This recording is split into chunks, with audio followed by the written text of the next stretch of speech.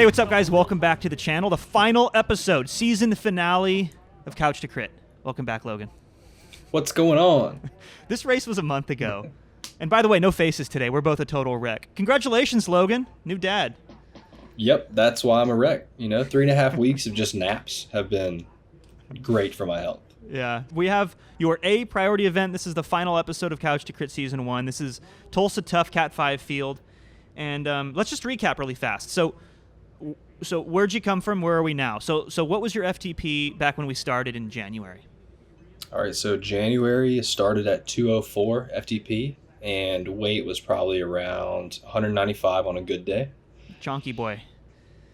Yeah, thick boy. Still kind of am, but we're getting there. And now on this race day, what were you at? As of this race, I was about a 260 FTP at the very highest end, 260 FTP, and I weighed about 183 to 180 pounds, somewhere around there. So all the metrics going in the correct directions. Less thick boy. I'm not gonna do that math right now. I'll put it on the screen. Yeah. So stoked on that. And there's a lot that goes into being a successful athlete. Losing weight and gaining power is a pretty good start, and you use TrainerRoad. I think it's a good opportunity to talk about the sponsors that made this possible, because we went from couch to crit, man. Like, it was a big ask, but you were winning races starting from nothing, starting from couch fitness.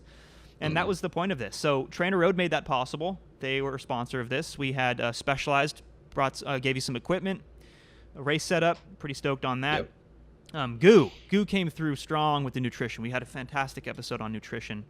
And then, of course, Performance Bike, longtime sponsor of this channel, got you set up with the gear required. So, yes, there is a cost to entry in this sport, unfortunately, but it's not what people think. You weren't racing a $12,000 S-Works.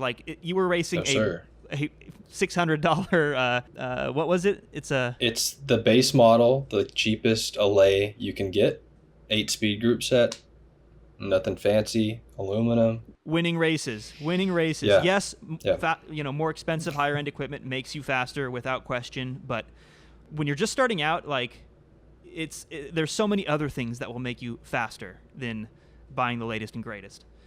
Absolutely. I mean, this was only 3.5 hours on TrainerRoad a week, and I did not hit 3.5 hours every single week. For a frame of hours to fitness gained, that's all it was. Pretty awesome. And I guess you became a successful athlete because you were on the Successful Athletes podcast. Yeah, I don't know how I qualify to be a successful athlete, but that was really cool and really special to be on, because I've listened to those guys' podcasts for years. That's the TrainerRoad podcast, by the way. I'll link it in the description. Yep. And so I got to meet the Jonathan Lee in person. I got to meet Pete in person, I was kind of fanboying a little bit. It was a good time hanging out there Airbnb doing that podcast. That was fun to listen to. Yeah, it's real special. I'm just so stoked on how season 1 went, and yeah, thanks to you, man, for staying motivated. That's the core of this, right? It's you wanted to win, you made it happen. I just gave you the tools to make that happen. So congratulations. Let's dive into your A race, the final race of the season for you, and let's do it. Yep. This is your final race of the season. Logan, how pumped are you right now? Oh, I'm excited. I'm ready to go. So pumped, dude. Okay, Cat 5, Tulsa Tough. This is the Arts District Criterium. You're getting a start on the front row, which is good news because there was a crash, within the first 5 meters of the race? This is so Cat 5. I love this. Let's talk about the start of this race. So you guys just had a pretty rockin' start here, right? Immediately two riders off the front, drilling it. Yep. So what had happened is those two guys were on a team. They just kind of went off the front really, really hard before the race. This is Stefan. He was in the live streams. Viewers might remember him from. He has a team from St. Louis, him and 3 other guys in this race. And I was going to race with them, and we were going to try to set up for the sprint finish for Couch to Crit. So tell me if you see any kind of teamwork in this race.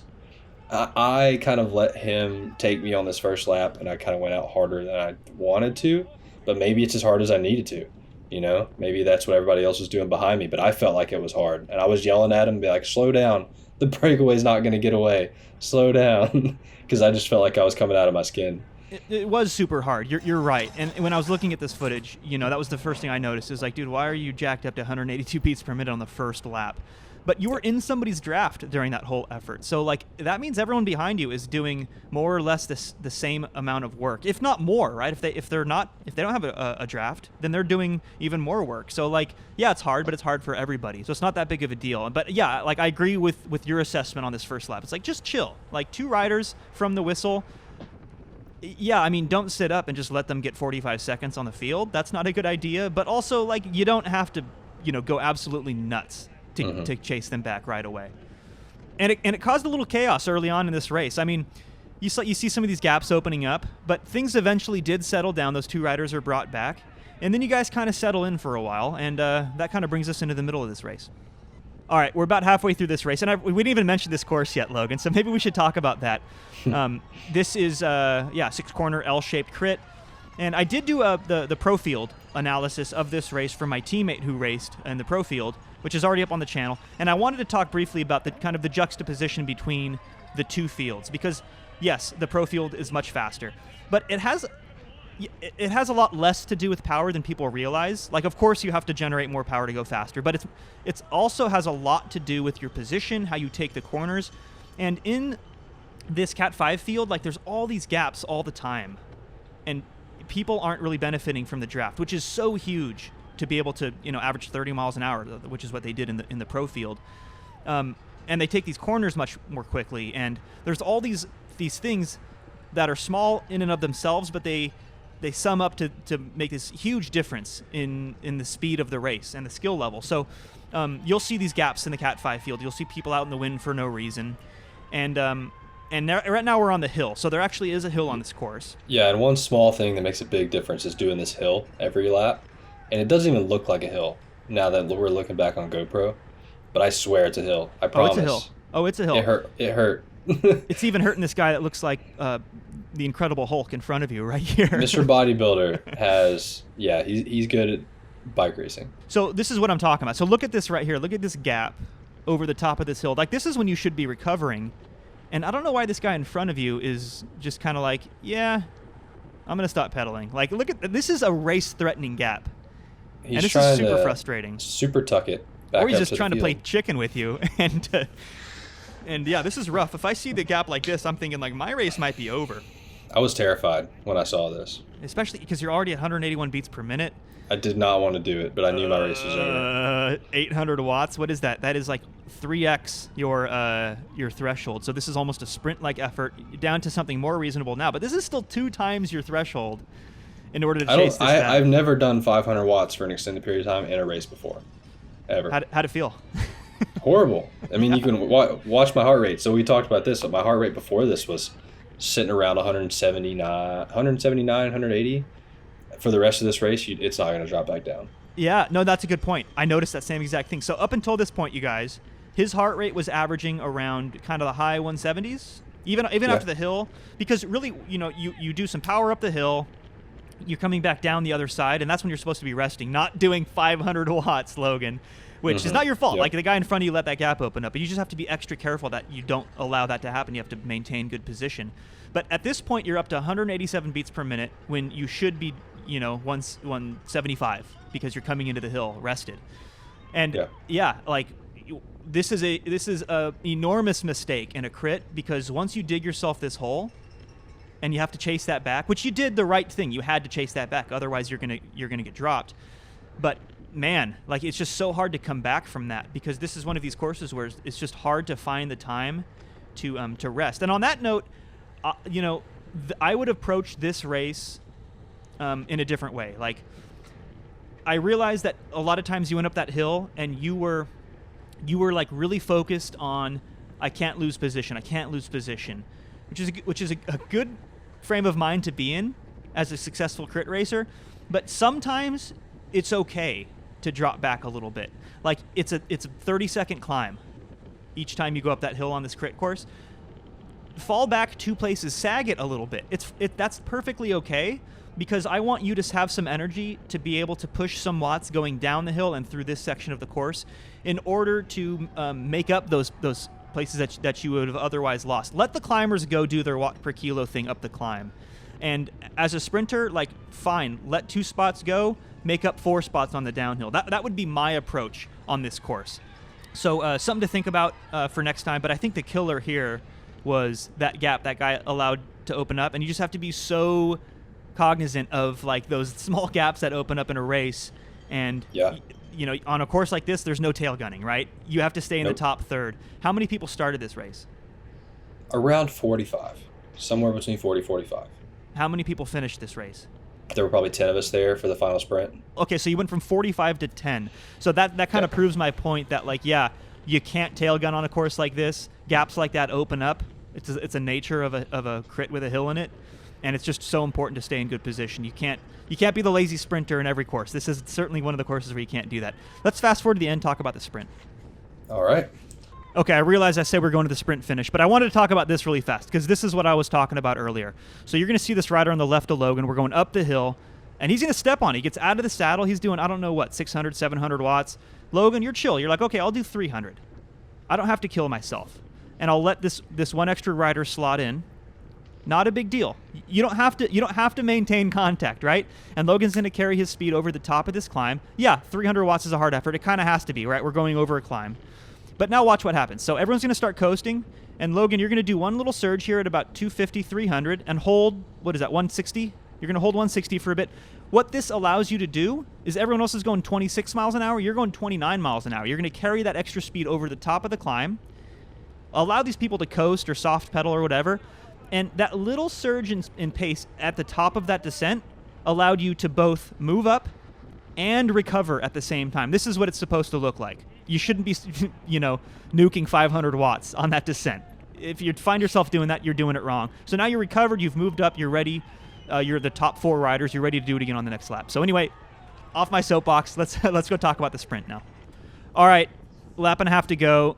And Logan, I just said how good of a job you did at this. We're in that same spot, and you're just out in the wind doing 0. I wish you'd have done like 200 watts right there and just moved up like 6 riders. Yep. But you were at 188 beats per minute in your defense. I wanted to mentally, but I wanted to physically, but I don't think mentally I could get myself to do it going into the last lap. Oh, that guy's so wrecked. Did you see that? Let me rewind for a second. Oh my God.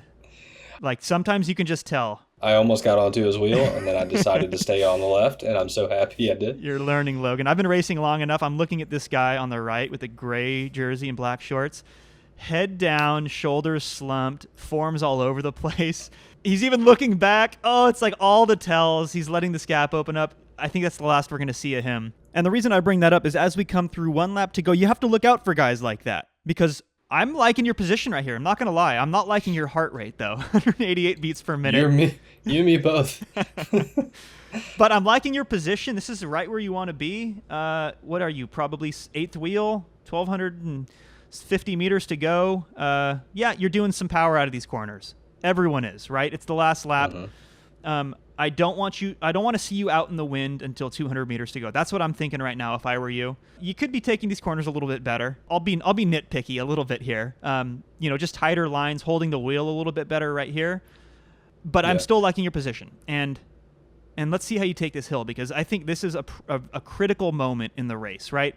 You don't want to be getting gapped off. You also need to be mindful of the riders who are potentially off the front, like that one rider who was just brought back. If I were a breakaway rider, I'd be thinking, I'm going to ruin the sprinter's day on this hill. This is the place to do it. This is my launching pad. So you have to make sure that you have to be mindful of gaps. And as you come over the top right here, let's watch that one more time because I have some thoughts. Okay, 690 meters to go. I want you to follow this guy on your left in the light blue jersey. He's got a teammate in front of him. You don't need to move up anymore. In fact, I don't want you to move up anymore in this position because you're like 6th wheel right now. This is pretty much ideal for 700 meters to go. If you follow this guy on your left, he's got the inside line. He's got a teammate in front of him. This is your ticket to the promised land, man. He's going to bring you to the front of the race with 200 meters to go.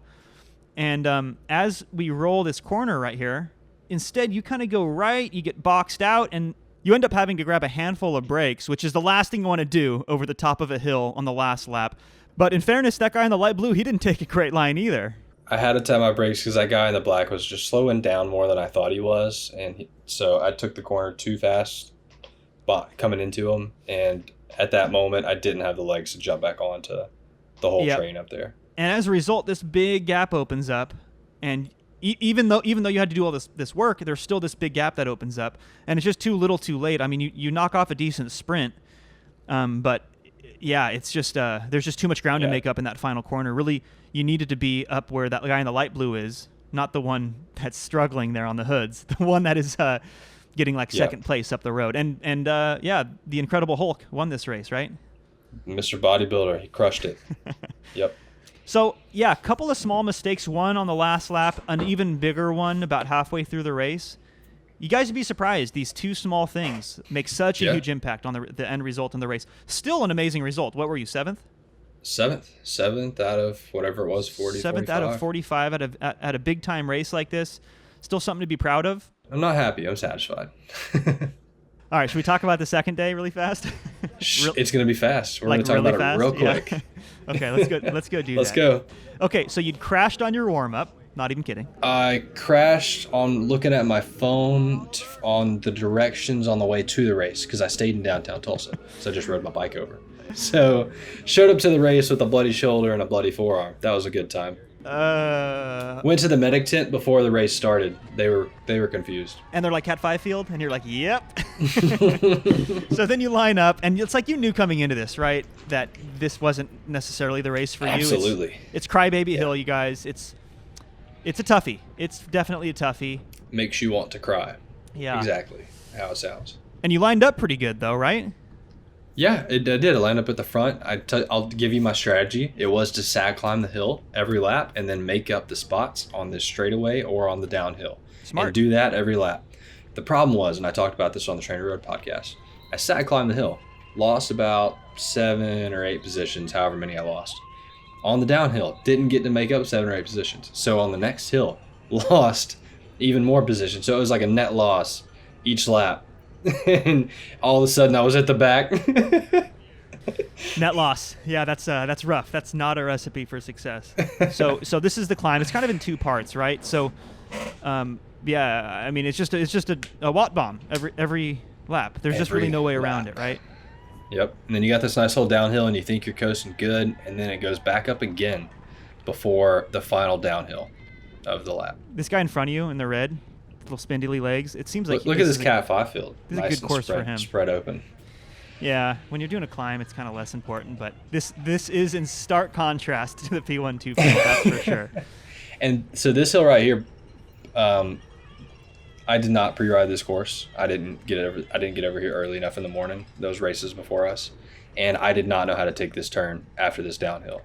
And so I took it extremely bad, both laps. I'll be the judge of that. Let's just wait a second here because I haven't seen it either. Yeah, I was not satisfied with how I took this corner ever because I didn't know how fast I could go. Let's see. Well, this is your everyone is taking it horribly, by the way.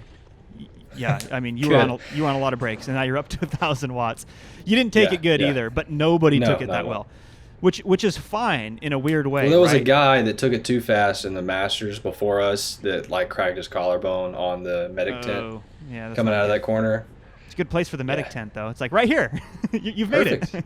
Yep, but I think they had a few visitors that day. But I had a thought real fast. If everyone's taking the corner poorly, then it's okay if you take the corner poorly, right? Because everyone just kind of stays together. Yeah.